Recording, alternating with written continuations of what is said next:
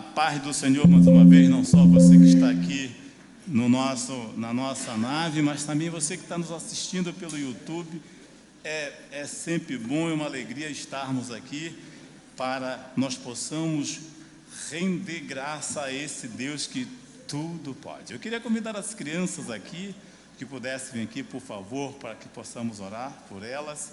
As crianças, vocês mesmos. Estenda a sua mão, por favor, para orarmos para esses nossos... Isso, chega, mãe. Vamos orar? Muito especial, porque tem fazendo um aniversário aqui, ó. Temos um aniversariante aqui primeiro. Estenda suas mãos, por favor. Deus querido, Deus santo, nós te demos graça, Pai, pela vida dos nossos bebês que estão aqui, nossos pequeninos que estão aqui, mas eu tenho certeza que eles têm uma maneira, Deus tem uma forma especial de tratar com esses pequeninos, Senhor, porque de tais é o reino de Deus, reino do céu, assim diz a Tua palavra, que eles possam ter o ensinamento necessário de acordo com a sua idade, o seu momento ali na sala. Usa as suas professoras, Pai, em nome de Jesus nós te louvamos, amém.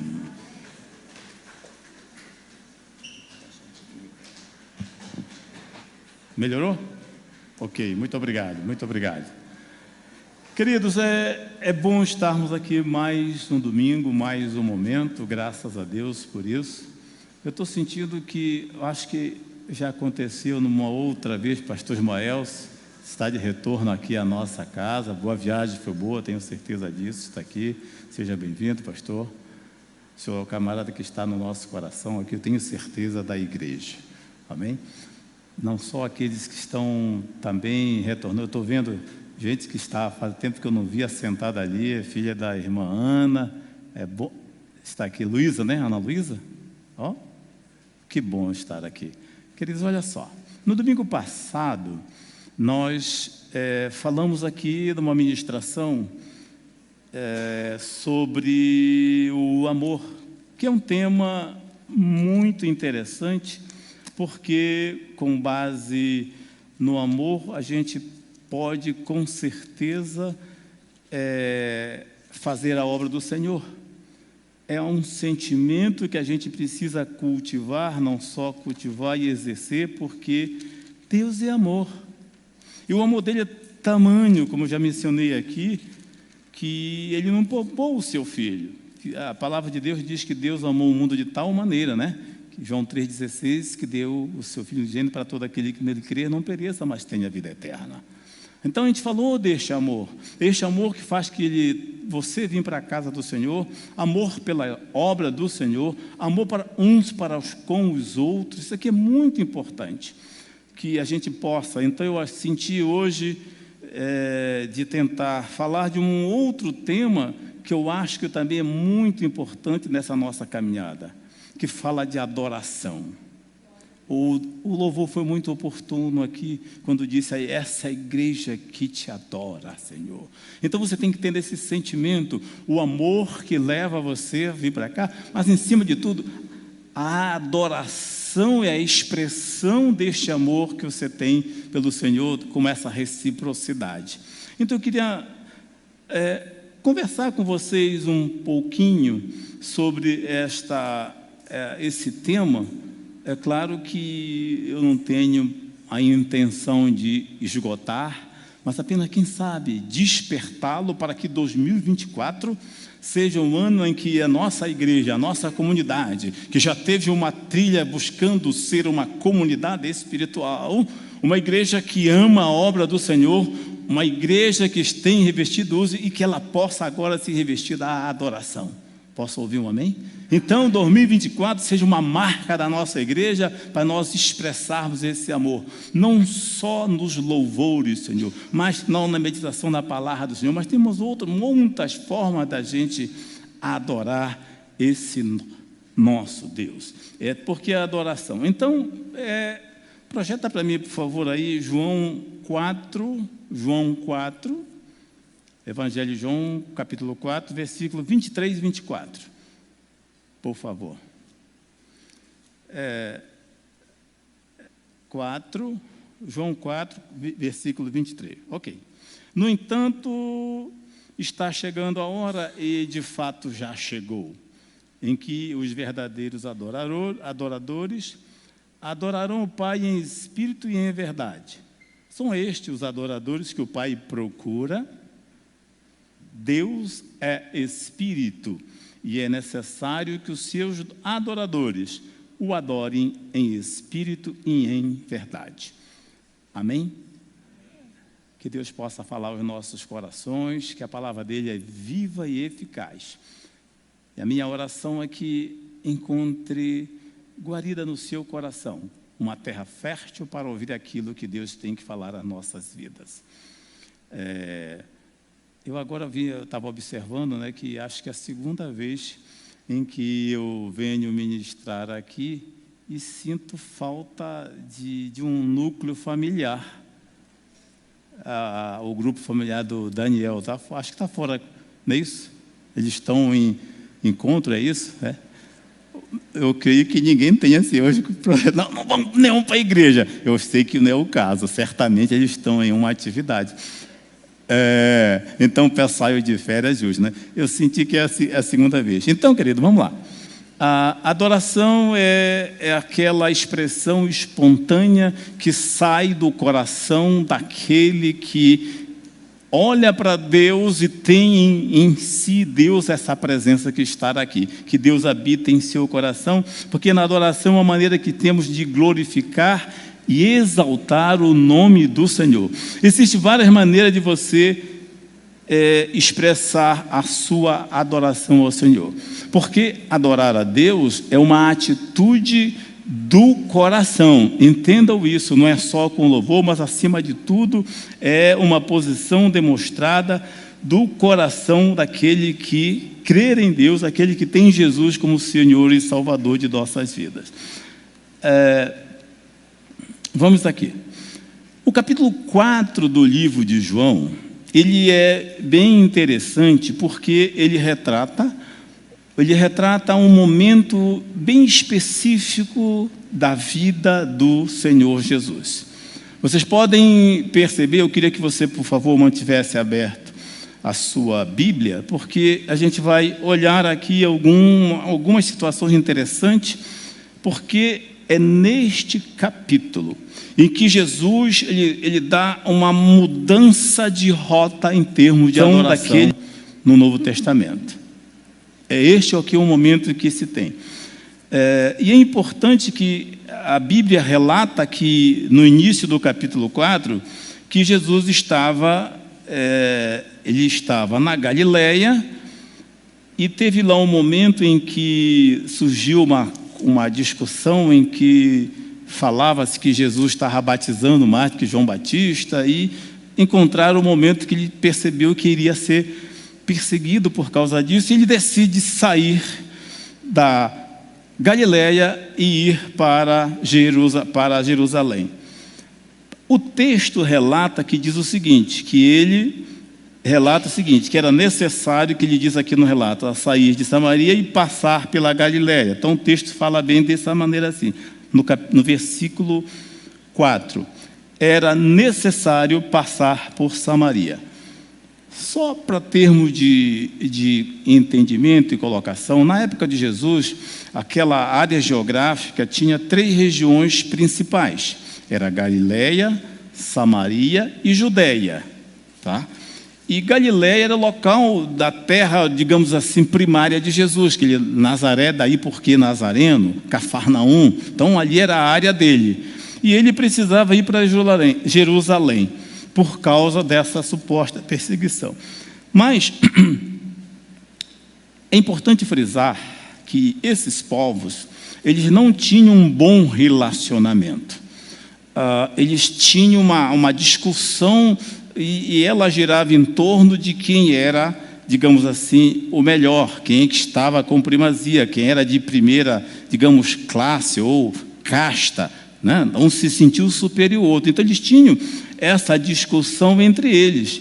E aí Jesus, eu vou sair da Judéia para Jerusalém, e ele diz no texto, bem no 4, eu repito, era necessário passar por Samaria. Talvez você ponte, mas por que era necessário? Porque do ponto de vista, digamos assim, geográfico, não era mandatório que ele passasse obrigatoriamente por Samaria. Não, existiam outros caminhos que ele poderia chegar ao seu destino sem a necessidade de passar por Samaria, ok? Então esse necessário pode ter certeza porque Jesus já sabia o que ele tinha para fazer ali naquele local, e não do ponto de vista geográfico. Ele poderia passar por outros caminhos, inclusive caminhos que eram menos ameaçadores. Agora,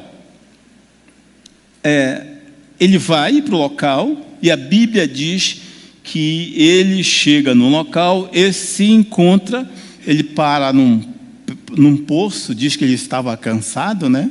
Bom, estava cansado, ele para e teve lá um encontro com a mulher samaritana. É uma passagem que é conhecida por nós.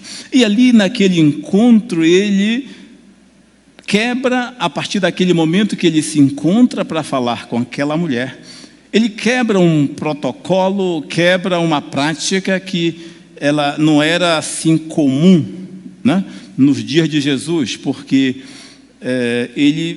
naquele instante ele passa por Samaria, número 1. Número 2, se encontra com uma mulher. Número 3, ele fala com uma mulher samaritana. Era uma mulher que ela não era bem vista pelos próprios samaritanos, assim, e muito mais pelos judeus. Mas Jesus, ele quebra essa barreira, ele tem algo muito importante ali a nos ensinar, que nós vamos entender para frente, que perpassa por nossos dias. Mas Jesus, ali não foi um ato isolado dele fazer assim, tomar atitudes que era contra a mentalidade judaica na época. Então, para que nós possamos assim entender bem isso aqui, ele diversas vezes ele fez isso, porque, sei lá, era o jeito do nosso Jesus, que ele era aquela pessoa que atendia a todos, ele não fazia exceção de pessoas, quem chegasse com ele era recebido, ele recebia todos indistintamente. Esse é o nosso Jesus, é desse mesmo Jesus que eu estou falando, que hoje habita em mim, hoje a gente o adora, a gente tem como Senhor de nossas vidas. É esse mesmo Jesus de ontem, é esse mesmo Jesus de hoje, que não faz essa acepção de pessoa. Ele olha para mim de uma forma, do mesmo jeito que olha para mim, olha para qualquer um dos irmãos que estão aí. Amém por isso? Veja bem, então Jesus, era a prática dele quebrar esses tipos de protocolo. Ele veio trazer algo diferente. Por exemplo, aqui, lá no livro de João, no capítulo 8, de 1 a 11, ele defende uma mulher que foi flagrada em adultério. Lembrem disso? Uma mulher que foi flagrada em adultério. E lá, os mestres da lei tentaram colocar Jesus, digamos assim, numa linguagem de hoje, num beco sem saída. Queriam colocar ele na espreita. Jesus, e agora? A lei de Moisés, isso aí os mestres falando para Jesus, olha, Jesus, a lei de Moisés diz o seguinte, se uma mulher for pega em adultério, ela deve ser o quê? Apedrejada. Tá bom, Jesus ouviu e continuou ali, disse que ele estava escrevendo, né, na terra, continuou, né, escrevendo aqui na terra, escrevendo o chão com o dedo, assim diz a palavra de Deus, fazendo, digamos, ouvido de mercador. E eles continuam a insistir. Bom, já que eles insistiram tanto, Jesus disse assim, bom, se algum de vocês estiver sem pecado, está aqui no versículo 8, 7 de João, atire a primeira pedra. Foi aquele silêncio geral, foi percebido que depois, de repente, um por um daqueles saíram, e aí Jesus disse assim, olha, já que ninguém te acusou, ninguém te condenou, não vai ser eu. E fala no ficado, agora vá e abandone a sua vida de pecado. Se você perceber, nesse episódio, queridos, existe o Jesus que estava numa situação assim desfavorável pela pergunta que foi feita, ele reverte o quadro, porque a partir do momento que ele lança essa pergunta, quem não tem pecado, lance as primeiras pedras, ele coloca em xeque a consciência daquela cúpula religiosa. Deixou eles ali calados, e ainda mais. Com isso, ele retirou deles aquele conceito moral de julgar e condenar aquela mulher. Então, Jesus era assim, ele fazia algo que, no momento, naquela oportunidade, não era prática, principalmente dos mestres da lei, que julgavam ser o que não era. Então, Jesus era desse jeito. Ele retirou dos mestres da lei toda a autoridade para julgar aquela mulher. Um outro episódio está aqui, quando ele está passando por Jericó. Também é algo conhecido de vocês, quando aquele famoso passando, e Zaqueu, né, de pequena estatura, decidiu subir numa árvore. E Jesus estava indo para Jericó, então quando ele passa debaixo daquela árvore, esse fato está em Lucas 19, de 1 a 7. Aí Jesus passa por debaixo, Zaqueu queria ver, mas Jesus disse assim para ele: olha, desce, porque hoje eu vou pousar na tua casa. Gente, isso aqui era uma afronta para a mentalidade da época, porque os publicanos, eles não eram bem vistos pela cúpula religiosa. Os publicanos, eles eram assim, tidos como pessoas não gratas, porque eles recebiam uma discriminação tanta que eles eram impedidos de entrar, tanto na sinagoga como nos templos. Então eles recebiam essa mecha de exclusão pelaquela cúpula. E Jesus fez diferente. Ele disse: desce que eu vou ficar na sua casa. Era assim o nosso Jesus, querido. Eu estou só relatando que ele é aquele que ele acolhe, ele abraça, ele sustenta. É um grande exemplo para nós, queridos. Amém? Isso é um exemplo para nós. Nós temos, às vezes, aqui uma referência aqui no nosso querido. Normalmente eu vou citar lá na minha terra, lá na Ilha do Marajó, mesmo naquele espaço de terra. Quando você chegava com uma pessoa, ele perguntava assim: você é de que família?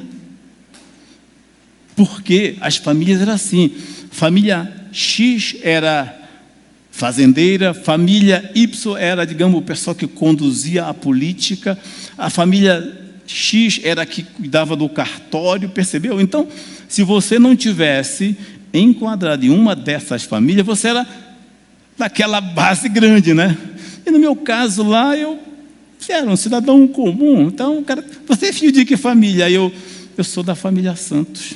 Aí o cara: família Santos é família comum, ok? Então era assim que as pessoas olham. Mas nosso Jesus é diferente. Ele acolhe, ele abraça, sustenta cada um de nós. Não vê alto nem baixo. Zaqueu era pequeno, era mal visto, mas Jesus disse assim: eu vou ficar na tua casa. Jesus era surpreendente. O terceiro fato: imagine naquela época tocar em mortos. A Bíblia diz que tocar em mortos ficava impuro. Tinha que ficar um certo tempo fora do arraial para depois se tornar impuro e voltar. Agora, e leprosos? Tocava em leproso era um negócio que eles já eram um grupo que era o quê? Excluído do convívio social. Eles ficavam morando em locais isolados. Não era isso mesmo? Mas Jesus não tinha diferença com ele. Ele logo teve um encontro que ele se encontra com 10 leprosos. Ele tocava, ficava curado, depois ainda mandava assim: olha, se apresenta ao sacerdote. Queridos, então, passar por Samaria e falar com a mulher samaritana era um desses atos de Jesus que contrariava a prática dos grandes religiosos daquela época. E ele passa por aí. E essa é uma pergunta que eu não deixo de fazer, querido. O Jesus que eu conheço, que você conhece, eu tenho certeza não é esse que faz exclusão. O Jesus que você conhece, que eu conheço, que a gente serve, é aquele que abraça, que acolhe, que sustenta. Amém? Querida, é exemplo para nós. É isso que a gente tenta passar nessa mensagem. Nós somos iguais. É óbvio que cada um com a sua habilidade, com o seu jeito próprio, com o seu talento, com aquilo que a gente chama de idiosincrasia. Vou traduzir, que é o jeito de ser de cada um. Cada um tem o seu jeito. Ok? É isso que a gente tem que ver. Então, Jesus, é esse Jesus que nós temos como... E aqui eu queria convidar você, para que a gente pudesse ler um pouquinho sobre como é que foi esse encontro e extrair desse encontro, dessas falas, algumas lições para as nossas vidas. Isso, gostei da rapidez, viu, pastor Ismael? Gostei da rapidez, viu? Eu percebi, viu? Foi rápido demais, tá vendo? É isso aí. Vocês não viram, mas por aqui eu dei para perceber. Rápido, não deixa perder isso aí. É que eu digo assim, que esse encontro com Jesus, com a samaritana, a gente pode dizer assim que foi um encontro da fala da graça.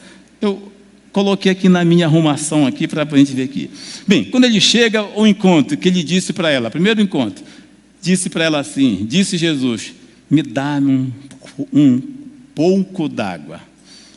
A resposta da mulher foi, como o Senhor, sendo judeu, pede para mim, que sou samaritana, água para beber.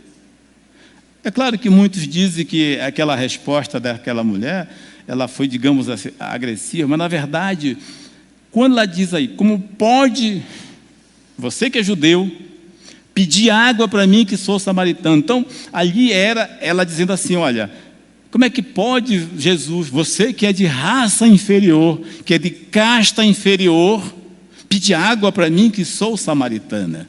Porque a questão era essa discussão de quem era, quem não era melhor.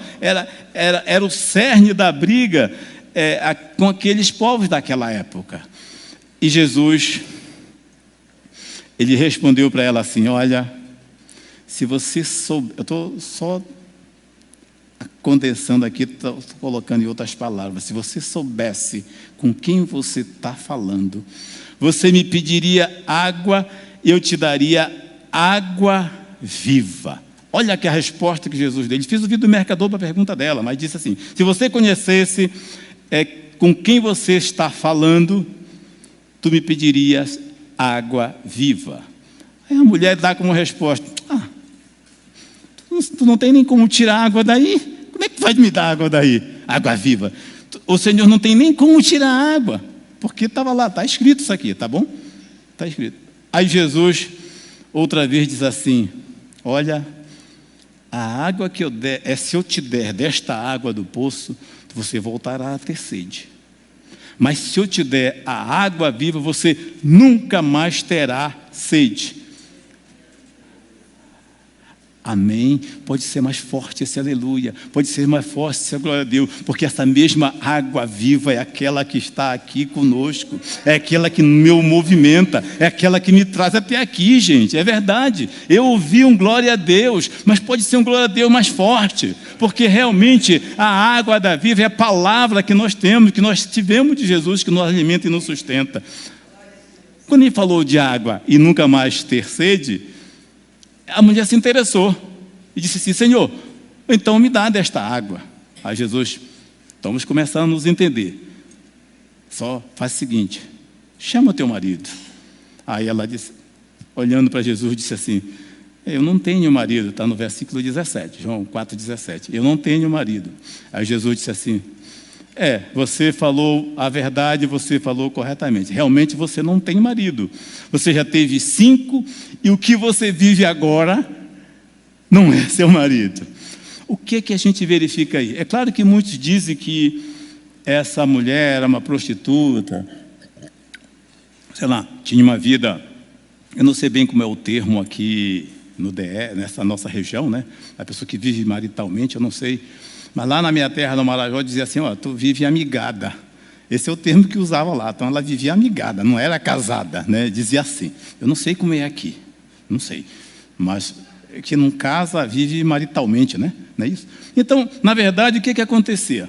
nesta época, é importante, segundo pesquisas, dizem que existia aquilo que chamavam carta de divórcio, que concedia ao marido, se a mulher, ele percebesse que a mulher tinha sido flagrada com algum ato de indecência, esse é o nome que dizem, né? Ele tinha o direito de dar carta de divórcio. E aquela mulher tinha sido dispensada 5 vezes, né? Era o 5º. Então, ela estava num relacionamento que não era, digamos, de fruto de casamento. Então, para ela, de repente, bom, já me dispensaram essas vezes todas, então eu vou continuar levando a vida desse jeito. E ela foi franca nesse sentido. E quando Jesus expõe essa situação para ela, e aí no versículo 19 ela diz assim: olha, eu vejo que tu és profeta. Ela disse: eu vejo que Jesus é profeta. E aí podemos entender assim que ela ficou naquele momento tendo uma dúvida. Jesus, tu vai tirar uma dúvida para mim. Nós aqui em Samaria, nós samaritanos, adoramos Jesus no monte. Mas os judeus dizem que tem que ser em Jerusalém. Está aqui no texto, está bem? Certo? Já que tu é profeta, tu pode me tirar essa dúvida. Afinal, a adoração a Deus é em Jerusalém ou no monte? Aí Jesus vem e, a partir desse instante, querido, ele pega, ele ouve com atenção aquela dúvida daquela mulher e diz assim: olha, está lá no 21. Está próxima a hora que vocês adorarão o Pai. Não adorarão o Pai neste monte, nem em Jerusalém. No entanto, aí 23, 21 eu pulei para o 23. No entanto, está chegando a hora, e de fato já chegou, em que os verdadeiros adoradores adorarão o Pai em espírito, em verdade. Amém. Glória a Deus. Porque, querido, a partir daquele momento deixou de ser adoração no monte, deixou de ser adoração em Jerusalém, mas a adoração passou para verdadeiros adoradores que o fazem em espírito e em verdade. Então, a partir daquele momento, Jesus disse assim: olha, gente, a adoração é agora, é desta maneira, é essa atitude em espírito e em verdade, porque é necessário que façamos o quê? Em espírito e em verdade. A mulher disse assim: olha, esse profeta é dos bons. Tá bom, eu quero continuar. Ela prossegue no questionamento dela. Viu como Jesus foi atendendo? Ó. Aí ela pergunta assim: vemos que tu és o Messias. Olha só, disse a mulher: eu sei que tu és o Messias. Está no versículo 25. Eu sei que tu és o Messias. Abre parênteses. Os samaritanos também estavam na expectativa da chegada do Messias. Como nós, em muitas épocas, estávamos naquela expectativa. Leia lá no início. E Jesus entra com aquela graça, com aquela coisa e se declara: eu sou o Messias. Eu sou o Messias. Eu imagino quanta alegria teve no coração daquela mulher, porque na continuidade ela sai falando, né? Foi a primeira evangelista que teve, mas eu queria explorar um pouquinho mais essa explicação para Jesus, quando ele diz assim que Deus é Espírito. Ou seja, a partir daquele momento, o foco da adoração não estava no lugar, o foco da adoração não estava no templo, mas sim a adoração estava no coração do adorador, querido. Então o fundamento está no coração do adorador. Então Jesus mudou o que era foco no lugar, que era no templo, e diz agora: o coração é o que está no teu coração. O teu sentido de adoração está como está você está em relação a Deus. Como está o teu coração? Como é que está o teu relacionamento com Deus? E isso é fruto da adoração. E a partir daquele instante, a adoração, querido, está franqueada para nós, que eu posso dizer que a adoração ficou um ato democrático, sem barreira, sem restrições. O importante é que você está no teu coração ali. Então, ele inaugurou essa nova fase, e isso aqui é muito importante para nós. Eu vou explorar um pouquinho mais, porque ele faz duas mudanças importantes ali. Primeiro lugar, a discussão deles era em que lugar deveria ser adorado. Aí Jesus disse, olha, acabou a mudança de lugar. Aonde estiver o adorador, com o coração aberto, com mente voltada para Deus, aí sim você pode adorar, que pode ser no monte, em casa, no trabalho, aqui na igreja reunido, nos louvores, querido. Nós temos liberdade para adorar esse Deus, desde que façamos em espírito de verdade. É isso que nós queremos trazer, o foco para cá. Não é mais o monte, não é mais o templo, mas o foco é o Senhor, o foco é Deus, o foco é Jesus, esse que tem o centro da nossa adoração. É isso que tem o seu sótão da adoração. E aqui a gente conclama para a nossa igreja, aquilo que eu falei no início, queridos. Nós estamos primando por trilhar, por ser uma igreja, uma comunidade espiritual, primar pela igreja, que vamos primar pelo amor, pela obra do Senhor. Daí a gente tem orado, a gente tem pedido, aquele que não está envolvido numa obra do Senhor, na casa do Senhor, numa atividade, em um serviço, venha, tem vaga. A gente tem repetido isso aqui, em oração, em ministração. Já falei anteriormente, aproveito dar esse reforço aqui, porque o envolvimento, quanto mais envolvido na obra do Senhor, vai aumentar a tua intimidade com Ele, e Deus se agrada de ver o seu empenho. Deus, tá bem? O foco é o Senhor na nossa adoração.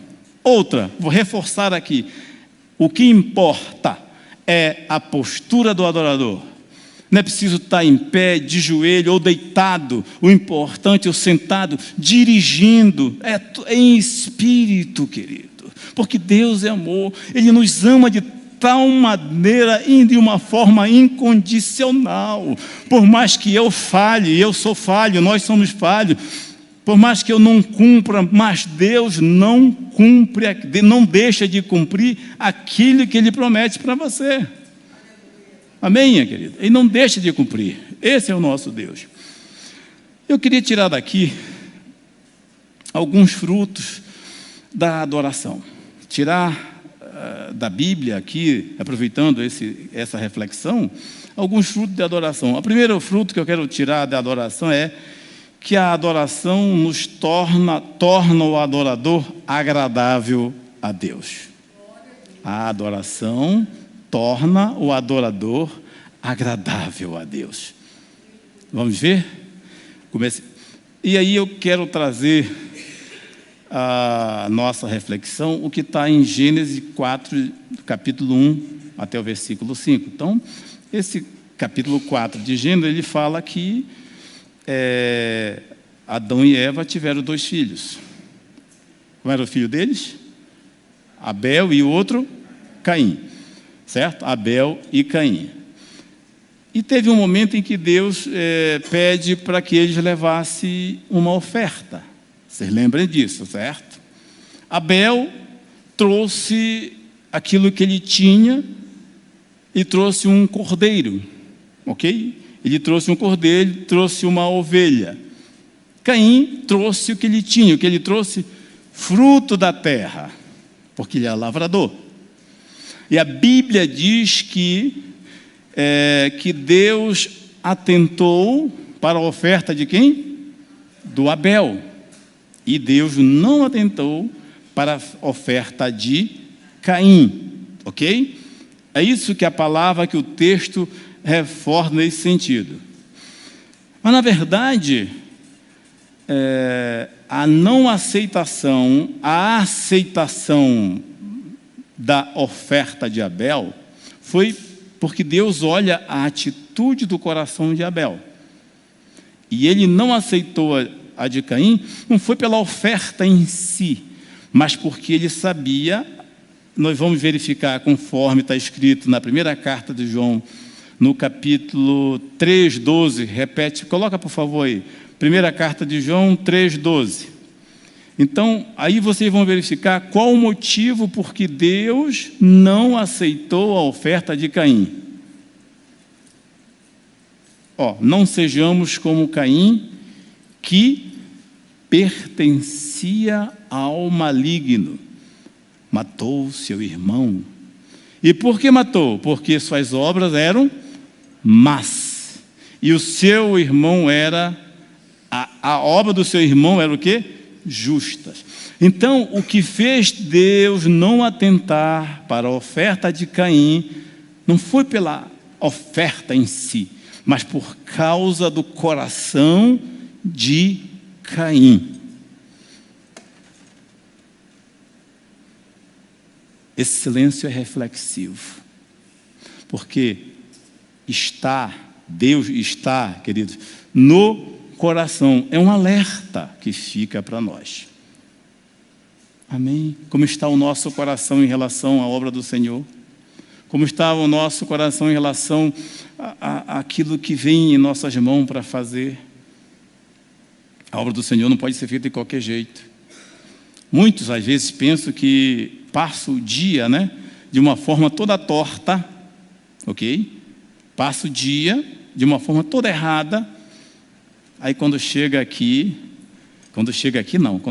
igreja, quando chega no momento, ele chega lá, mas Deus está vendo, Ele acompanha o raio-x, o radar de Deus é 24 horas. Amém? É um alerta para nós. Inclusive, Paulo, em Romanos 12:1, ele faz esse alerta para nós. Não é de qualquer maneira. Diz assim: rogo, pois, irmãos, que pela compaixão de Deus, que apresente os vossos corpos em sacrifício vivo, santo e agradável a Deus, que é o vosso culto racional. Esse é o alerta que Paulo faz. Então, reforço, Abel tornou-se agradável a Deus, não pela oferta em si, mas porque ele tinha um coração que agradava a Deus. Amém? Foi aceito por isso. E Caim foi rejeitado porque ele era do maligno. Mas Abel não. Foi aceito porque o coração dele estava com um estilo de vida que Deus agrada. O adorador que tem um estilo de vida desta forma, que ele acorda, Deus, entrando no grupo de oração, orando na igreja de manhã. Nós temos um grupo de oração que ora pela manhã? Temos? Alguém não conhece nosso grupo de oração, que a gente, pela manhã, a gente acorda, 7h30, o relógio biológico já nos desperta.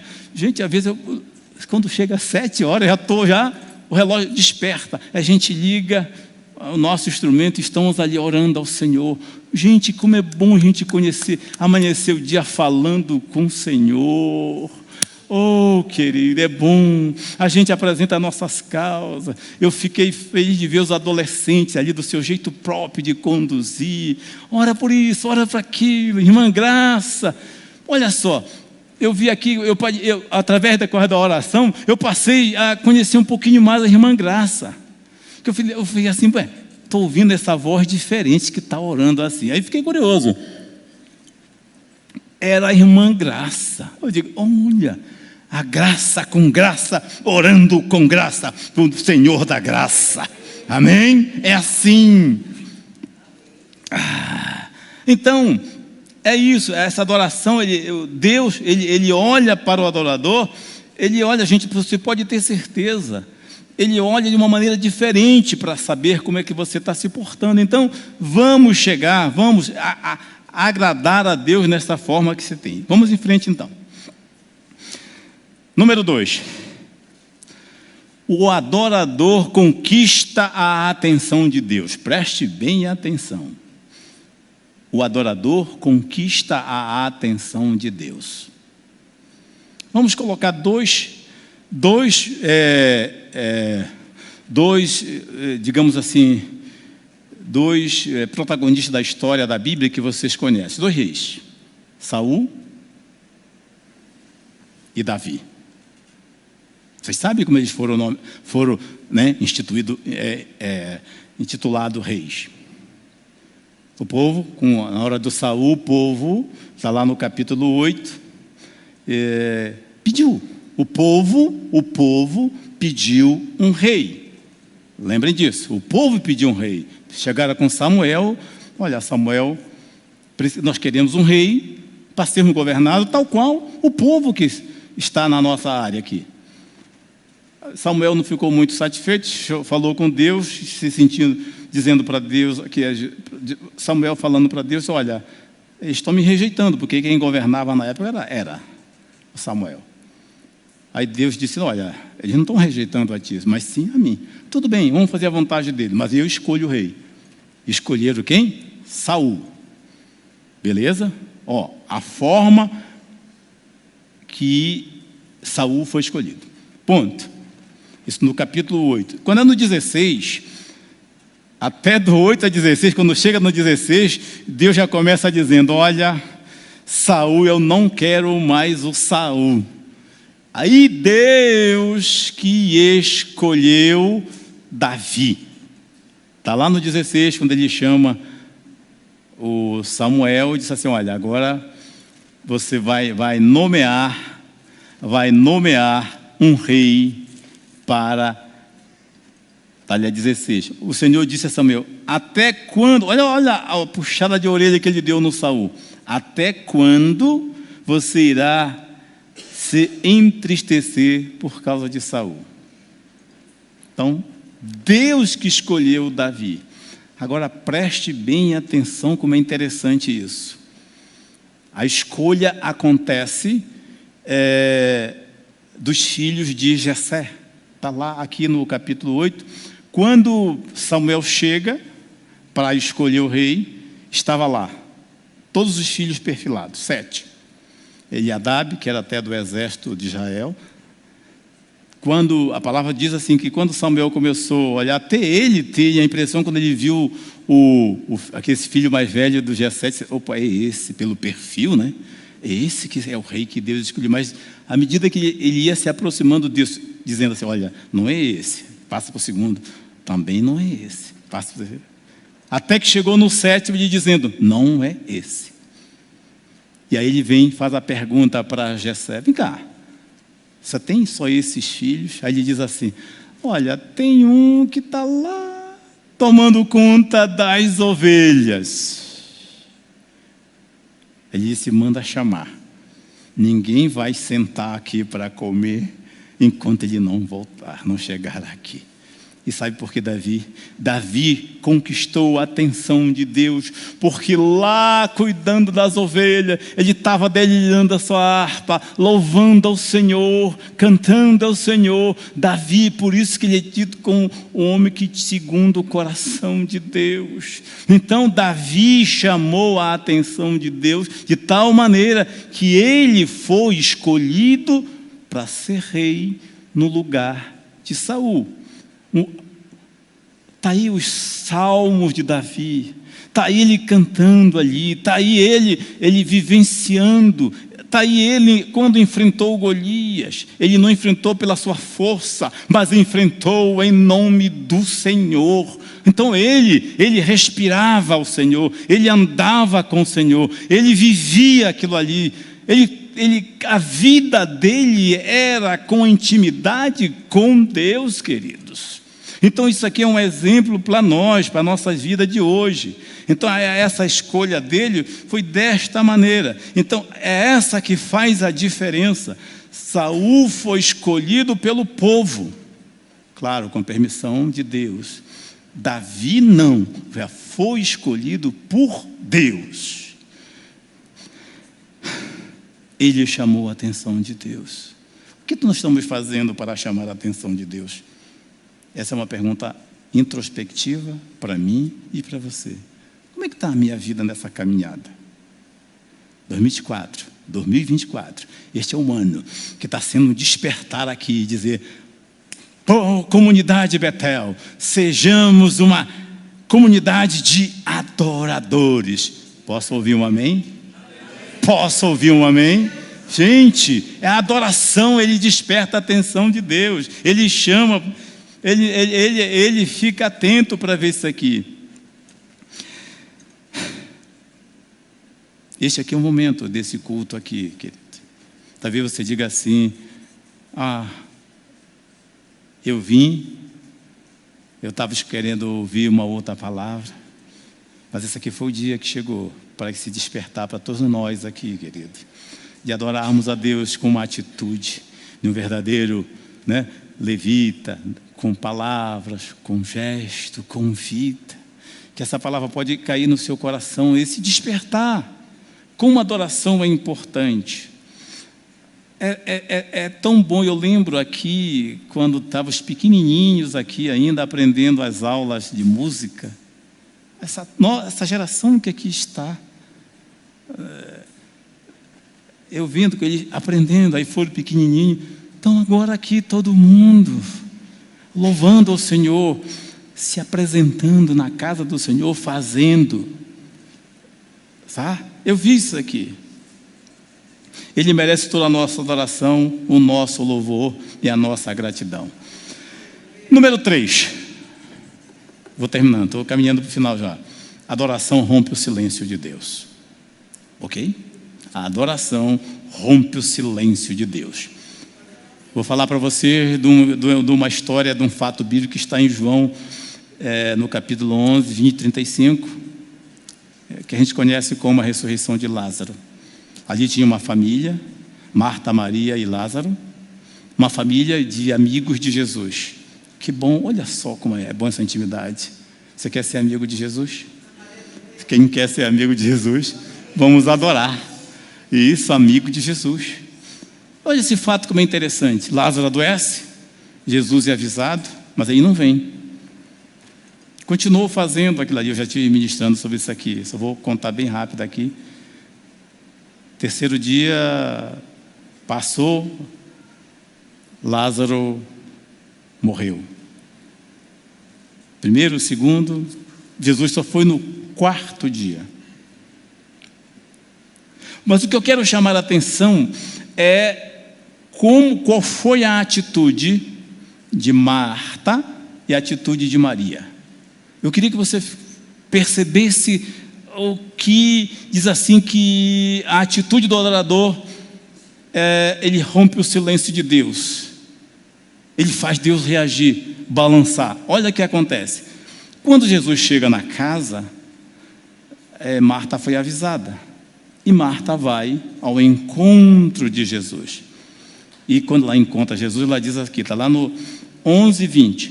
Quando Marta viu Jesus que estava chegando, ela foi ao encontro dele. E ela perguntou assim, falou para ele: Senhor, se tu estivesse aqui, o meu irmão não teria morrido.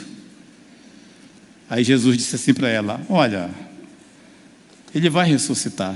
Aí ela disse: eu sei disso, ele vai ressuscitar nos dias, na ressurreição dos mortos, eu sei que ele vai ressuscitar.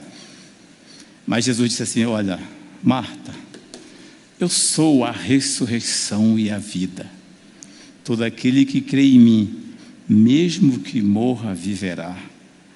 Ela continuou na mesma linha e ela respondeu para Jesus, olha, ela só fez responder para Jesus assim, está no 27. Sim, Senhor, eu tenho crido que tu és Cristo, Filho de Deus, e que deveria vir ao mundo. E continuou depois lá desse diálogo com Jesus, dessa maneira, ela foi chamar Maria. Está aqui no texto, ela foi chamar Maria. Eu imagino ela chegando lá, dizendo assim: olha, Maria, Jesus quer falar contigo. Veja a atitude de Maria.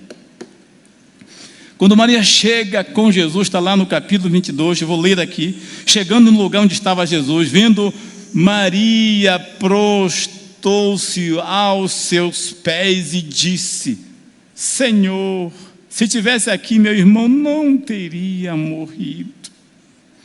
Chorando. E aquela maneira como ela se portou, deixou Jesus agitado e com o espírito perturbado. Está aqui, Jesus se perturbou tanto que ele perguntou: vim, onde está? E no final de todo aquele encontro, Jesus chorou. Porque Ele chorou devido à maneira como Maria se portou diante dele. Ele não chorou com a reclamação de Marta. Se vocês perceberem, Marta e Maria disseram a mesma frase: se tivesse aqui, meu irmão não teria morrido. Jesus dialogou com ela e não aconteceu, mas quando foi com Maria que chegou, da forma que chegou, com uma adoradora se prostrando, falando com ele, Jesus chorou. A atitude dele diante de Maria, a atitude de Jesus diante de Maria foi diferente da atitude dele diante de Marta. Porque Maria era aquela pessoa que tinha, em outras palavras, nós podemos dizer assim: tá bom, se tu estivesse aqui, o meu irmão não teria morrido, mas eu sei, o meu conceito, o meu julgamento a respeito de ti como Senhor e Salvador não mudou. Em outras palavras, Jesus entendeu esse gesto de adoração dela. Ele se sentiu abalado porque sentiu no coração dela, porque ela não estava assim falando aquilo de uma forma contrariada, mas sim, eu sei que tivesse aqui morrido, mas tu chegou agora, eu sei, mas eu continuo crendo que tu és Jesus, Senhor de nossas vidas. Essa é uma lição para nós, querido. Muitas das vezes você faz teu pleito a Deus, você fala com Deus, ele fica em silêncio, não te responde. Você pode às vezes apresentar uma questão para Deus e ele deixa para responder depois, porque Deus tem o relógio dele que não é igual ao nosso. Mas se você se sentir, ao invés de murmurar, adore, continue adorando ao Senhor. Ao invés de você reclamar, adore, louva a Deus, porque Ele sabe todas as coisas. Às vezes a gente quer agora, mas Deus não é imediatista. Ele pode ser imediatista, sim, mas Ele sabe o que é o melhor para nós. É isso que a gente tem. Mas sim, adorar o Senhor pelaquilo que Ele é, não pelaquilo que Ele faz. Ele é o Senhor de nossas vidas, que nos ama, independente das circunstâncias, independente do que você faz. Ele conhece o meu sentar, o meu levantar. Esse é o nosso Deus, esse é o nosso Jesus. Está bem, queridos? Agora eu quero lhe convidar para o último momento aqui. Deixa eu dizer um negócio aqui. Está na Bíblia que as muralhas de Jericó não caíram pela força do seu exército. Os levitas, lembra, tocando ali, as muralhas caíram desta maneira. A adoração de Deus é essencial para o nosso relacionamento com Ele. Porque Deus olha o que está, repito aqui, como é que está a atitude do meu coração, do seu coração. Nesse culto que estamos despertando o interesse para a adoração, meu pleito a Deus, que Ele encontre em mim e em você um coração que tenha as características, que possamos ter atitudes de um verdadeiro adorador. É o meu pleito, é a minha oração a Deus, que cada um de nós tenhamos isso em mente. Eu preciso manifestar o meu amor por Deus por meio da adoração. Eu vou contar aqui o último episódio para encerrar. E eu queria a ajuda da nossa equipe de louvor. Olha o olhar amplo. A nossa equipe de louvor. É assim que Deus olha, querido. Aqui, ó, olha. Eu queria uma equipe de louvor, porque eu vou contar um fato aqui, para poder encerrar. Que às vezes, em vez de murmurar, o convite é louvar, agradecer, descansar, entregar para o Senhor. Paulo e Silas estavam em Filipos, na Macedônia. Depois de ser severamente castigados, está em Atos 16, 23 a 30, eles foram presos injustamente. Qual era a atitude de alguém que, preso injustamente, no senso comum, Depois de açoitado, qual seria a atitude dele? Pode dizer, qual seria a atitude dele? Apanhou, né? Foi injustamente. Era o quê? Murmurar, reclamar. Correto ou não? Humanamente falando. Mas quando você anda com Cristo, que o Espírito habita em você, a atitude é diferente. E eles passaram para a história, para mim e para você, uma grande atitude que está aqui, que eles fizeram o seguinte, olha que diz assim, eles, depois de apanhar, depois de ser chicoteado, foram presos. Mas a palavra de Deus diz, no capítulo 16, versículo 26, projeta para mim, por favor, aí, 16, Atos 16, 23, desculpa, 26, só o 26. Olha que eles fizeram, gente. Poderiam estar reclamando, mas eles, peraí, não, desculpa, tem que ser antes, está bem aqui, 25, por favor, 25, primeiro para o 25. Depois de apanhar, ser chicoteado, por volta de meia-noite, olha o que eles fizeram. Paulo e Silas estavam o quê? Ai, querido, isso é bom demais.